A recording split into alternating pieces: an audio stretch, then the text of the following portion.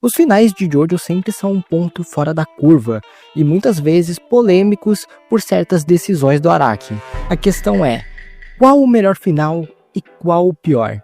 Nesse vídeo eu quero justamente ranquear todos os finais da franquia e dar o veredito definitivo de qual o melhor final das 8 partes que se encerraram até o momento que o vídeo foi lançado.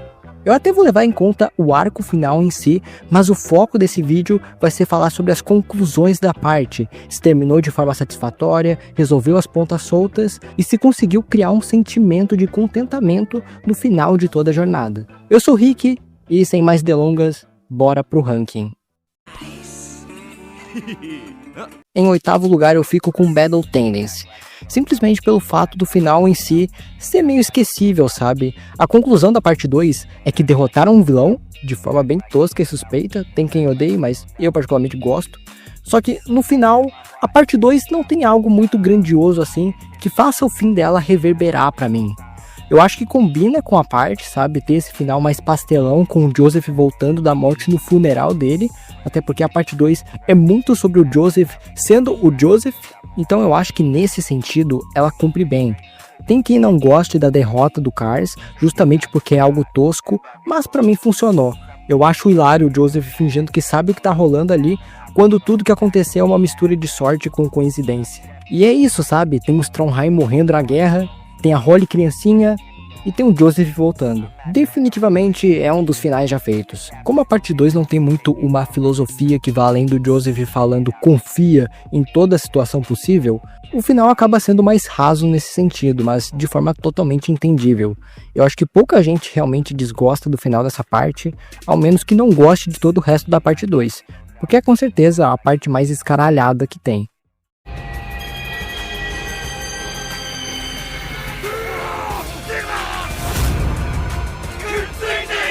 Talvez esse seja meio polêmico, mas o final da parte 4 não me pega tanto. E não é nem que ele é ruim, mas é que, tem a conclusão do Kira que eu acho genial, e fora isso, é a cidade voltando ao normal. Eu diria que ela tem o mesmo sentido do final da parte 2, que é algo simples, tá ligado? A conclusão é que derrotamos o vilão, tem uma leve reflexão sobre a jornada, e é isso aí. Acabou. A cena da despedida da Remy é de longe a coisa que é mais emocionante nesse final. Eu gosto bastante disso, de como a conclusão da parte mostra que apesar de derrotar o vilão, ainda assim as cicatrizes que ele criou na cidade não vão se curar. Então tem esse lado mais realista, ao mesmo tempo que puxa para algo mais alto astral, com o Joseph sendo assaltado pelo próprio filho. Eu acho que o que faltou um pouco para reforçar essa mensagem é a gente ver um personagem mais querido morrer ou um sacrifício maior para derrotar o Kira, porque para mim o Shigeshi não traz esse peso que deveria trazer. De qualquer forma, eu sou fã de Jojo e para mim o 7º melhor final da franquia ainda é um bom final. 6º lugar eu fico com o Vento Áureo. Pois é, eu sei que esse final é meio odiado por causa do epílogo, mas eu particularmente gosto. Eu acho que faz uma conexão final com o início da história bem interessante e reforça que a parte 5 inteira é sobre destino. Tipo, realmente não é algo de outro mundo, mas cumpre o papel. Fora que eu gosto muito das últimas cenas em geral da parte 5, tipo o Johnny pegando a flecha e guardando ela pra lembrar do sacrifício de todos que se foram. E porra, mano, quando chega no pós-créditos, a gente vê que na verdade na cena de abertura, quem tava tendo a mão beijada era o Johnny, mano. Simplesmente absolute cinema. Inclusive, pra quem não notou, na sala de chefe do Giorno, ele guardou um pertence que representa cada membro. O vinho que o Abakio bebia, as flores de laranjeira representando o Narancia e um zíper do Bruno. É um detalhe? É um detalhe, mas eu acho bonitinho. Pra mim, terminar com um protagonista realizando o sonho dele é satisfatório.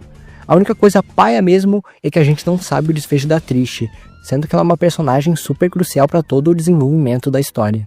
Falem o que quiser de Phantom Blood, mas o 5º lugar é o mínimo para essa parte. O final é simplesmente insano. Eu acho engraçado que a parte 1 começa como um drama familiar com elementos sobrenaturais e na metade dela o Araki simplesmente despiroca e fala: eu quero fazer um Hokuto no Ken de vampiro. E vira um shonen de ação lotado de sangue e poderes pra no final ele voltar e pensar: eu acho que eu vou finalizar a história como um drama familiar mesmo. E é isso aí. Phantom Blood termina como começa, como uma tragédia de uma novela mexicana. Bicho, toda a parte do navio é muito boa. Eu adoro a ideia da parte terminar como uma tragédia. Matar um protagonista é algo muito ousado e, porra, a conclusão do Jonathan é absurda. Ver o Dio simplesmente reconhecendo ele como alguém incrível é algo que agrega muito na rivalidade dos dois. Ainda mais com a gente sabendo o quão egocêntrico é o Dio da parte 1. Ele abraçando o Dio e os dois sumindo ao meio fogo é pra mim uma das maiores vitórias que um Jojo poderia ter. Ele venceu o Dio de todas as formas, na luta e ideologicamente. Mesmo que o Dio pegue o corpo dele depois, eu não acho que isso tire o peso do final, porque a moral do Jonathan se sacrificando continua enorme.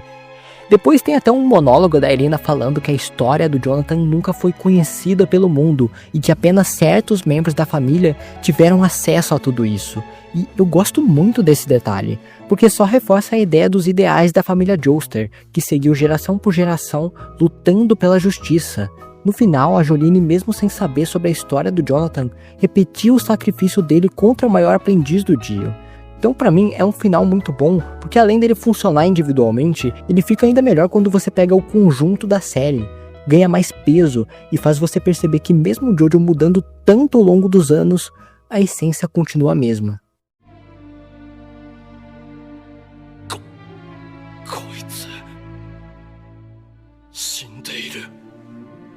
Cara, a parte 3 é um bagulho complicado. Eu acho que se tu não gosta tanto dela, tu vai discordar da minha posição. Mas pra mim o final de Stardust Crusaders é uma realização de toda a jornada, tá ligado? Eu acho que o Araki aqui soube fazer com que o grupo fosse um grande pilar. Eles têm uma dinâmica perfeita. Praticamente os 6 Crusaders funcionam entre si. E o sentimento de acompanhar uma longa jornada ao redor do mundo desses amigos desenvolveu em mim um carinho muito grande por esses personagens. Então, quando chega na resolução de tudo e o Joseph fala sobre os sacrifícios que eles fizeram pra derrotar o Dio, o que eles perderam pra conquistar aquilo, mano, isso bate forte em mim.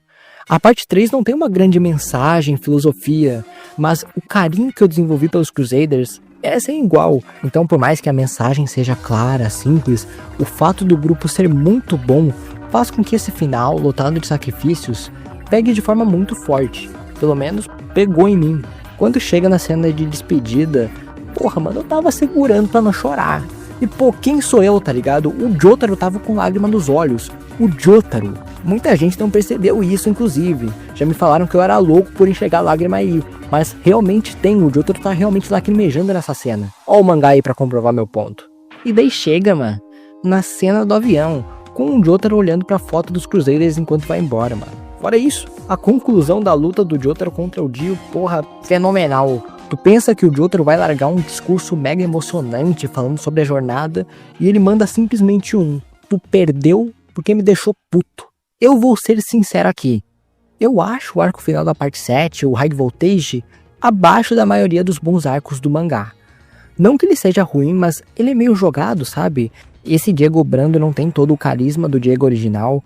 Eu acho que a luta se agarra um pouco demais em fanservice, mas ainda tem momentos bons, como o do pai do Johnny reconhecendo ele, a Lucy derrotando o Dio, mas eu não acho que faça esse arco entrar como um dos melhores da parte 7. Mesmo assim, o que eu senti no final da parte 7 é o mesmo sentimento do final da parte 3, de conclusão de jornada, de despedida, só que ainda mais forte, porque a parte 7 é muito sobre o Johnny crescendo como pessoa, se tornando alguém melhor, mais independente, e ver que no final das contas, aquele cadeirante de merda, babaca, inútil, chorão, se tornou esse homem aqui. Porra, é muito foda. A gratidão que ele sente pelo Jiren em especial faz esse final ter aquele sentimento meio agridoce, tá ligado? Porque deu certo, mas porra, perdemos o melhor Joe Bro pra isso. É um final simples, mas ele consegue trazer com perfeição todo o peso que foi essa jornada. É uma grande reflexão do Johnny e sinal de que, pô, apesar de todos os problemas, foi uma bela jornada. Até você lembrar que o Araki, em vez de dar um final feliz pro Johnny, ele matou ele de forma brutal na parte 8. Esse autor maldito, miserável. Viado, o final de JoJo Leon é muito pesado. Porque todo mundo ali do grupo, se é que dá pra chamar de grupo, perdeu algo, perdeu alguém. E eu gosto que é justamente um dos finais mais agridoces que Jojo tem. Porque nas outras partes acontecem perdas, mas eles conseguem superar dentro da própria parte. Enquanto o JoJo não termina, com geral ainda tentando se recuperar do luto. A família Higashikata tá tentando superar a perda do Jobin, e o Josuke tá tentando superar a morte do Rai e da Kei. O Josuke finalmente percebe que ele não precisa ser completo com as memórias do Josefumi e do Kira. Afinal, ele, Josuke, nasceu de verdade ali, no capítulo 1. Quem foi Kira e Josefumi não diz respeito à pessoa que ele é. Ele finalmente se aceita e reconhece que pode ser amado e amar, criar memórias como Josuke Higashikata. E essa cena é uma das mais lindas que eu já vi na minha vida. E na conclusão de tudo, tem um lado bom da coisa, que é que o Norisuke ficou vivo. E isso é algo para a família se agarrar, é uma esperança para eles. Na conclusão, todo mundo se junta para escolher um bolo para comemorar essa volta do Norisuke. Mas cara, eles ainda estão mal, estão tentando superar o trauma que foi a perda do Jobin e da Kato. E aí eles começam a chorar. Mesmo assim, quando o Josuke chega, todo mundo concorda que ele deve escolher o sabor do bolo, provando que depois de tudo aquilo, eles aceitam ele como membro daquela família. Ver o Josuke finalmente encontrando o lar, aceitando a si mesmo e realizando que a partir de agora ele tem uma família para construir memórias, é simplesmente maravilhoso. Stone Ocean é um bagulho sem precedentes. Eu falo com toda certeza, é o final mais ousado que eu já vi. Sabe, o Araki ter a coragem de vir e fechar o ciclo de Jojo no primeiro universo é doideira. Ele apostou tudo aqui, e pra mim isso faz com que o final da parte 6 seja o ápice de criatividade até hoje do Araki como autor. Tudo que a gente viu se discutindo na parte 5 sobre destino ganha uma continuação aqui em níveis muito maiores.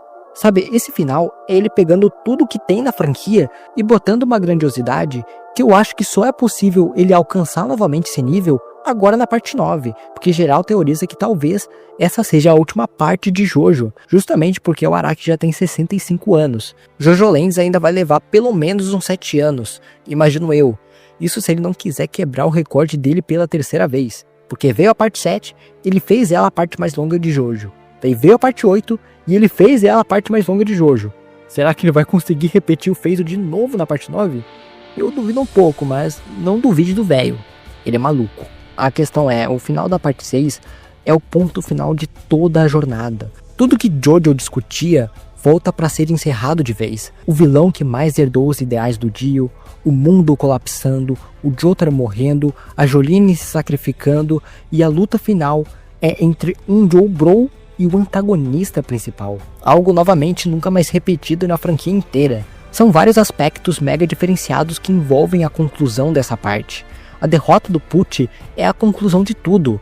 A nova versão da Jolyne deixando de ser uma Jojo para viver uma vida sem herança dos perigos passados e o Empório tendo que conviver, sendo a única pessoa no universo consciente de tudo que aconteceu e mesmo assim destinada a encontrar os seus amigos. Cara, que porra é essa? O Araki escreveu isso com a caneta pegando fogo, e por isso não tem como. É um final insuperável. Enfim, pra você, qual o melhor e qual o pior final de parte de Jojo? Deixa aí nos comentários porque eu tô curioso pra ler. Eu sou o Rick, se tu curtiu o vídeo deixa o like e se inscreve porque me ajuda muito. E é isso aí. Tenham um bom giorno.